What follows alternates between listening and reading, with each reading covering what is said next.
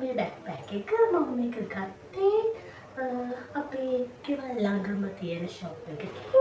ඒගොල්ලෝ කිව්ව විදිහට ඒගොල්ලෝ ඩුබායි වලින් දේවල් ඉම්පෝර්ට් කරනවා. ඉතින් ඒ නිසා මට හිතුණා මේ බැක්පැක් එක මගේ මේ අවුරුද්දේ පළවෙනි මාස කිහිපයට හොඳයි කියලා. සාමාන්‍යයෙන් මම එකම එක ගොඩක් අය පාවිච්චි කරන කෙනෙක් නෙමෙයි. බැක්පැක් වගේ දේවල්. සමහර ඒවා ගෙනවල් තියෙනවා. අපි කපල කරලා සූදානම් කරගමු. මේක මට හෙට දවසේ මගේ බඩු ටික දාන්න පුළුවන් විදිහට. ඇත්තට මේක හොඳ නිමාවක් තියෙනවා. මට ඒගොල්ලෝ කිව්වා වගේම. එයාලගේ හැමදේම එහෙම හුඟක් හොඳ විදිහට තියෙනවා. ඒක ඇත්තටම ගොඩක් වටිනවා. මේ ඇතුලේ තියෙන පොකට් එකක්. ඒ පොකට් එකෙන් මට අවශ්‍ය දේක් දාගන්න පුළුවන්. අනික ඇතුලේ නිමාව ගොඩක් හොඳයි. ඒ කියන්නේ මම මෙච්චර කල් පාවිච්චි කරපු එකේ නිමාවටත් වඩා මේ නිමාව හොඳ මැට් ෆිනිෂ් එකකින් තියෙනවා. ඒකට මම හරිම කැමතියි. ඊට අමතරව මම මේ දවස්වල මගේ ඔක්කොම ඒ කියන්නේ මගේ මේ බෑග්පැක් එකට අමතරව මගේ බෑග්පැක් එකට මට අවශ්‍ය කරන පවුච්ස් දාන්න පුළුවන් වෙන්න මම ගත්තා පොඩි පර්ස් කීපයක්. මම සාමාන්‍යයෙන් සල්ලි දාන්න උනත් මේ වගේ පර්ස් වලට හරි කැමතියි. ඉතින් මේ වගේ පර්ස් වලට සල්ලි දාන්න එතකොට මගේ අවශ්‍ය කරන දේවල් දාගෙන යන මගේ මේකප් ගන්න මේ හැම දෙයකම මම යූස් කරන මෙන්න මේ වගේ පවුච්ස් තමයි. ඒවා හරියම පහසුයි පාවිච්චි කරන්න. ඕගොල්ලන්ට ඒ වගේ පවුච්ස් ඕන මිලදී ගන්න පුළුවන්. හරි ලස්සනයි ඒවා. පාවිච්චි කරන්න හරි පහසුයි.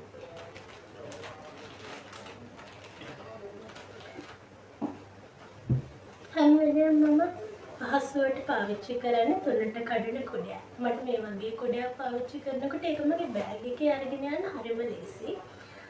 එතකොට මම ඇත්තටම මේ වගේ කුඩයක් පාවිච්චි කරනකොට මට ඒ කියන්නේ මගේ බෑග් එකේ ගෙන යන්න තියෙන පහසුව වගේම නිතර මේක බෑග් එකේ තියාගන්න පුළුවන් හින්දා බෑග් එක ඇතුළට මට දාගන්න පුළුවන් හින්දා නැති වෙන සම්භාවිතාවය හරි අඩුයි.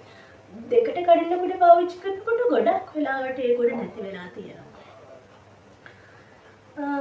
ඉතින් මේක අනිවාර්යයෙන්ම මම හැමදාම අරගෙන යනවා. මම අවුවට නම් කුඩි හෙලන කෙනෙක් නෙමෙයි. හැබැයි ඉතින් බැස්සට අනිවාර්යෙන් ඉහලන්න එපා.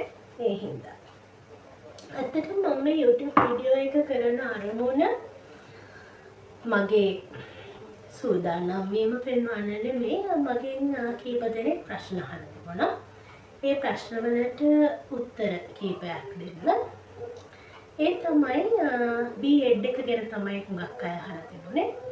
B.Ed එක කළාම රස්සාවක් ලැබෙනවද? ඒගොල්ලෝ ඔයාට ගුරු වෘත්තිය හොයාගන්න කියනවා. ඔයාගේ ගුරුවරයෙක් වීමේ සිහිනය සැබෑ කරගන්න උදව් වෙනවද කියලා අහලා තිබුණා.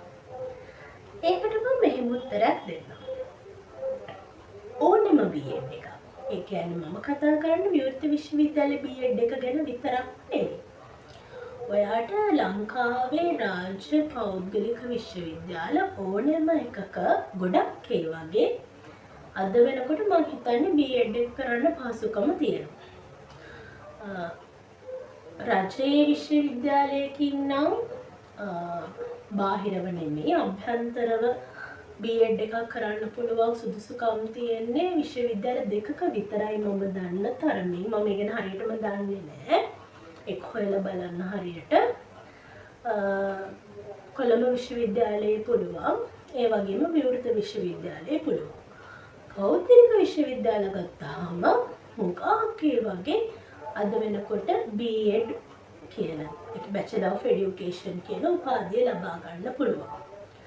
සමහර උපාධි top up උපාධි විදිහට. ඒ කියන්නේ එක වසරකින් සම්පූර්ණ කරන්න පුළුවන් උපාධි විදිහට දකින්න ලැබෙනවා. එහෙම උපාධි තමයි වැඩිම වශයෙන් තියෙන්නේ. එතකොට මේ B.Ed කියන මේ උපාධි සම්බන්ධයෙන් අපි කතා කරද්දී අපි බලමු ඇත්තටම මේ උපාධිය කරපු පමණින් ඔයාට රැකියාවක් ගුරු රැකියාවක් ලැබෙනවද කියලා. ඇත්තටම B.Ed කියන උපාධිය කළා කියන එක ඔයාට ගුරු රැකියාවක් ලැබෙන්න සුදුසුකමක් වුණාට ඔයාට රැකියාවක් සොයා දීම සම්බන්ධයෙන් වගකීමක් ඒ කිසිම ආයතනයක් කරන්නේ නැහැ. විවෘත විශ්වවිද්‍යාලයවත් වෙනත් පෞද්ගලික උපාධි ලබා දෙන ආයතනයක්වත් රාජ්‍ය ආයතනයක්වත් ඔයාට රැකියාවක් ලබා දෙනවා කියන සහතිකය ලබා දෙන්නේ නැහැ. ඔයා ගුරුවරයෙක් විදිහට ගුරු විභාගයකින් තොරව. ඒ කියන්නේ සාමාන්‍ය උපාධියක් කළා කියලා හිතන්නකෝ. සාමාන්‍ය උපාධියක් කළොත් අනිවාර්යෙන් රජීය ගුරුවරයෙක් බවට පත් වෙන්න නම් ඔයාට ගුරු විභාගයක් අවශ්‍ය වෙනවනේ. මෙතනදී ගුරු විභාගය අවශ්‍ය වෙන්නේ නැහැ. ඒ කියන්නේ වෙන උපාධියක් කරපු ඕනෑම පුද්ගලයෙකුට B.Ed එකක් නැත්තම් එයා අනිවාර්යෙන් ගුරු විභාගයක් කරන්න ඕනේ රජීය ගුරුවරයෙක් විදිහට පත් වීම ලබා ගන්න. හැබැයි ජාත්‍යන්තර හෝ පෞද්ගලික පාසල් වලට කිසිම විදිහකින් අවශ්‍ය වෙන්නේ නැහැ ගුරු විභාගයක සුදුසුකම්. එතනදී ඔයාගේ හැකියාව තමයි වැඩියෙන් බැලුවේ. හැබැයි ගුරු විභාගයක් පාස් වීම අවශ්‍ය වෙනවා රජීය විශ්වවිද්‍යාලයකින් රජයේ පාසලකට ඔයා අනියුක්ත වෙනවා නම්. එතකොට ඔයාට ගුරු විභාගයක් අනිවාර්යෙන්ම පෙනී හිටින්න අවශ්‍ය වෙනවා. හැබැයි B.Ed එකක් කළොත් අර මං කලින් කිව්වා වගේ ගුරු විභාගය අවශ්‍ය වෙන්නේ නැහැ. ගුරු විභාගය අවශ්‍ය නොවුනට රැකියාව සොයාගන්න ගැසට් එක බලලා ඒ රැකියාවන් තියෙන කාලවල් වලට රැකියාවන් වලට අයදුම් පත්‍ර යොමු කරලා රැකියාව ලබා ගැනීම කියන එක ඒවා හොයලා බලලා රැකියාවල් ලබා දෙන කාලවලට ඒවා ලබා ගන්න එක තමන්ගේ වගකීමක් බවට පත් වෙනවා. හැබැයි ඉතින් මෙහෙම දෙයක් තියෙනවා. B.Ed එකක් කරනකොට ඔයාට ඒකත් එක්කලා කන්ටැක්ට්ස් ගොඩක් හැදෙනවනේ. අද ලෝකේ වැඩියෙන්ම වටින්නේ මේ කන්ටැක්ට්ස් කියන එකනේ. එතකොට මට තේරිලා සහ දැනෙලා තියෙන දේ තමයි මේ කන්ටැක්ට්ස් හරහා ඔයාට ඉක්මනටම ගුරු රැකියාවක් හොයාගන්න හැකියාව ලබා ගන්න හැකියාව තියෙනවා කියන එක. ඒ කියන්නේ ඔයාගේ ග්‍රේඩ් එක හොඳයි නම් ඔයාගේ GPA එක හොඳයි නම් ඔයාගේ ලෙක්චරර්ස්ලම ඔයාව පාසල් වලට මේ අනියුක්ත කරන්නේ පාසල් වලට ඔයාලා සම්බන්ධයෙන් රෙකමෙන්ඩේෂන් එක ලබා දෙනවා. එතකොට විශේෂයෙන්ම පෞද්ගලික සහ සෙමි ගවර්න්මන්ට් ඒ වගේ ස්කූල් වලට. ඉතින් එතකොට ඉක්මනට සාමාන්‍යයෙන් ගෙදරක ඉඳලා ගුරු විභාගයක් කරලා රස්සාවල් වෙනකම් බලාගෙන ඉන්න කෙනෙකුට වඩා වැඩි වේගයකින් අධ්‍යාපනවේදී උපාධියක් කරන කෙනෙකුට ගුරු රැකියාවට පිවිසීමේ හැකියාව ලැබෙන්නේ තමන් විසින් එකතු කරගන්න කන්ටැක්ට්ස් හරහා. එහෙම නැතුව හරියටම ඔයා උපාධියක් කරපු ඵලයට ඔයාට රස්සාවක් ලැබෙනවා කියලා කෙනෙකුට කියන්න අපහසුයි. ඉතින් ඔය විදිහට මම කියපු දේවල් ඇසුරෙන් ඔයාට තේරෙනවා ඇති කොහොමද B.Ed එකක් කළාම ඔයාට රැකියාව ලැබෙන්නේ කියලා. ඔයාට රැකියාව ලැබෙන්නත් පුළුවන්, නොලැබෙන්නත් පුළුවන්. රැකියාවක් ලබා ගන්නවා කියන එක ඔයාගේ වැඩක් බවට පත් වෙනවා. එහෙමනම් අද දවසට ඔයා අහපු ප්‍රශ්නයකට මගේ උත්තරයක් සාර්ථක උත්තරයක් ලැබෙන්න ඇති කියලා මම විශ්වාස කරනවා.